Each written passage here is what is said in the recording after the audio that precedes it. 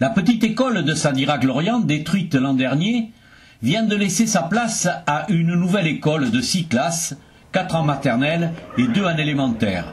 Elle est dotée d'une structure en bois à énergie positive, un bâtiment moderne et spacieux, capable d'accueillir les enfants de ce village en pleine expansion. Comme sa devancière qui avait reçu en 1952 pour son inauguration la visite du ministre de l'Éducation André Marie, l'école de Lorient a accueilli la ministre en exercice Nadja Vallaud-Belkacem. Elle était accompagnée de nombreuses personnalités politiques locales. Daniel Coz, le maire de Sadirac, a rappelé que pour toutes les équipes municipales qui se sont succédées depuis 1952, l'éducation des enfants de la commune avait été une priorité. En 1952, Sadirac a inauguré 2 groupes scolaires. On ne fera pas mieux, je vous le dis tout de suite. La municipalité de l'époque était précurseur dans sa vision de l'éducation des enfants. Comme on le voit, 64 ans après, en 2016, on construit une nouvelle école élémentaire. Après tout, nous sommes donc dans une continuité logique. Pour autant, la décision de construction avant de s'imposer a été précédée d'une assez longue phase de réflexion sur sa faisabilité menée par la municipalité précédente, et je l'en remercie. Mais dès notre élection en 2014, nous avons accéléré ce projet indispensable. Jean-Marie Darmian, vice-président du conseil départemental, a vécu ce moment avec beaucoup d'émotion. C'est aujourd'hui le cœur en fête, gonflé de fierté, je l'avoue, et de passion, l'enfant de Sadirac, élève de l'école publique devenu instituteur, qui s'exprime devant vous avec vraiment une profonde et sincère émotion. Ce n'est pas sans un pincement au cœur, je l'avoue, que j'ai vu disparaître le groupe scolaire de mon enfance au profit d'un autre, fruit d'une réflexion collective poussée, je tiens à le signaler, merci Hervé, d'un excellent travail architectural et d'un soin particulier mis dans sa réalisation par des entreprises novatrices. Le résultat me fait totalement oublier une nostalgie qui serait vraiment de mauvais aloi.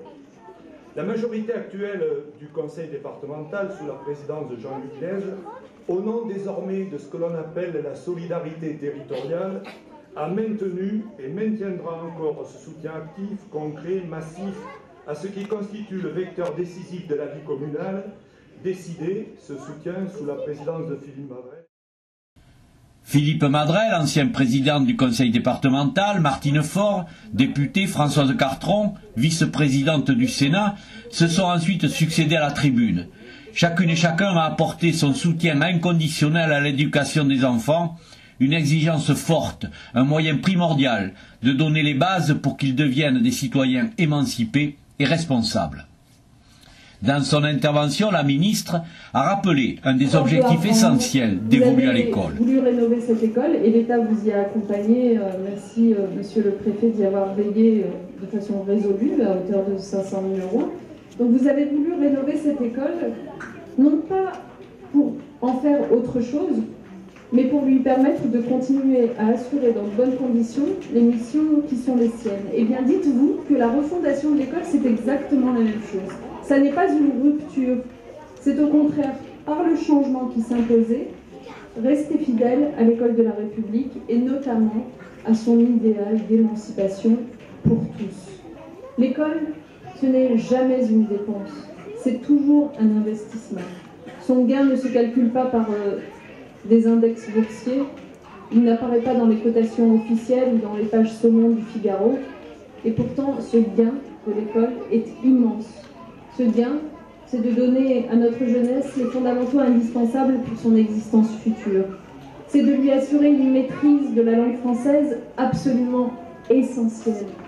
C'est de donner à notre société des femmes et des hommes qui auront à la fois le goût d'entreprendre, de créer, d'être inventifs, et qui en même temps connaîtront la rigueur et l'exigence que cela demande. La ministre a parcouru les salles de classe, découvert les espaces lumineux et colorés, les salles de repos pour les petits, le réfectoire, discuté, échangé le plus souvent possible avec les nombreux enfants présents en cette occasion. Elle a pu constater qu'à Sadirac, les élèves avaient accès à de très nombreuses activités mises en place par la commune. Désormais, une nouvelle plaque fige cet instant où la nouvelle école de Lorient a été inaugurée. La refondation de la politique d'éducation menée par la ministre a désormais un écrin parfait pour sa mise en œuvre.